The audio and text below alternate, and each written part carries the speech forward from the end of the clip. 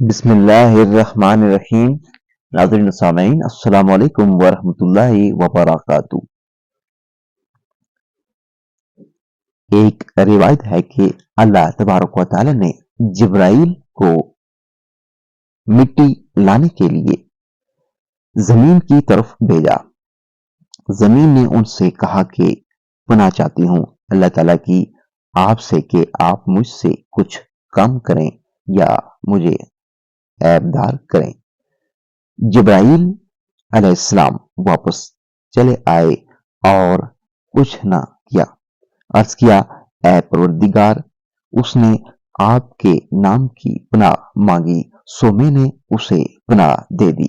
پھر اللہ تعالیٰ نے میکائیل کو بھیجا، ان سے بھی زمین نے پناہ مانگی، وہ بھی پناہ دے کر لوٹ آئے اور حضرت جبرائیل علیہ السلام کی طرف آ کر عرض کیا۔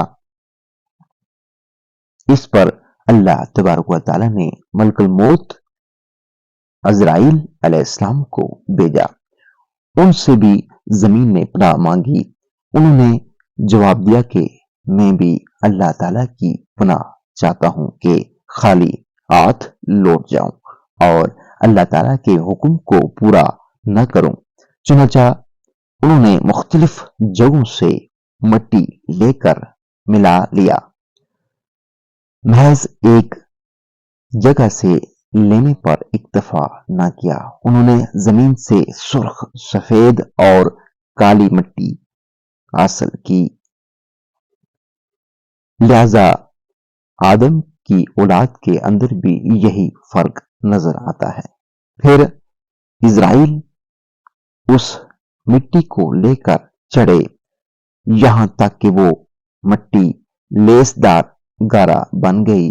پھر اللہ تعالیٰ نے فرشتوں سے فرمایا، جس کا ترجمہ یہ ہے کہ میں گارے سے ایک انسان کو یعنی اس کے پتلے کو بنانے والا ہوں، سو میں جب اس کو پورا بنا چکوں اور اس میں اپنی طرف سے جان ڈال دوں تو تم سب اس کے روبرو سجدے میں گر پڑنا۔ آدم علیہ السلام کو حق تعالی شانہ نے اپنے دستے مبارک سے پیدا فرمایا تاکہ ابلیس ان کے آگے اپنی بڑائی کا اظہار نہ کرے۔ چنانچہ انہیں بشر بنایا تو آدم ایک مٹی کے بنے ہوئے ڈھانچے کی شکل میں 40 سال پڑے رہے، جو 40 سال جمعہ کے دن کے برابر تھے۔ فرشتے ان کے پاس سے گزرتے اور دیکھ کر گھبراتے تھے۔ سب سے زیادہ گھبراہٹ ابلیس کو تھی، وہ ان کے پاس سے انہیں مارتا ہوا گزرتا تو اس جسم سے ایسی آواز آتی تھی جیسے کھنکھناتی ہوئی مٹی کی ٹھیکری سے آواز نکلتی ہے۔ قرآن پاک میں ارشاد ہے، جس کا ترجمہ یہ ہے، اللہ تعالیٰ نے انسان کو کھنکھناتی مٹی سے جو ٹھیکری کی طرح تھی پیدا فرمایا ہے۔ پھر وہ اس جسم میں داخل ہوا اور پیچھے کے راستے سے باہر نکل آیا۔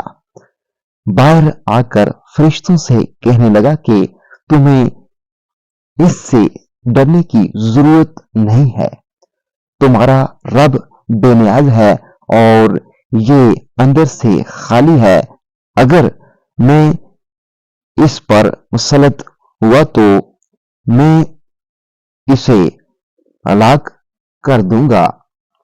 جب وہ وقت آیا تو اللہ تعالیٰ نے چاہا کہ اس میں روح پھونکیں تو فرشتوں سے ارشاد فرمایا، جب میں اس پر روح پھونکوں تو اس پر سجدہ کرنا۔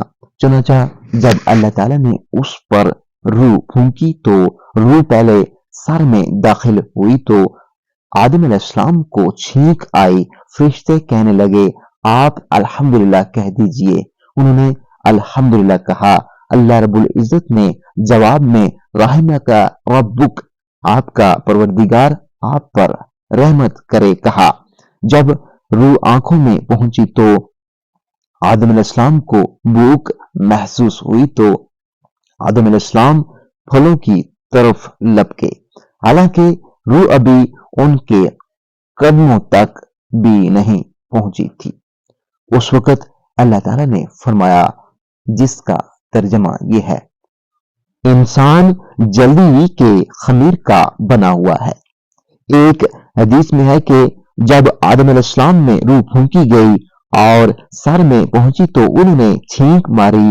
آدم علیہ السلام نے اس پر الحمدللہ رب العالمین فرمایا۔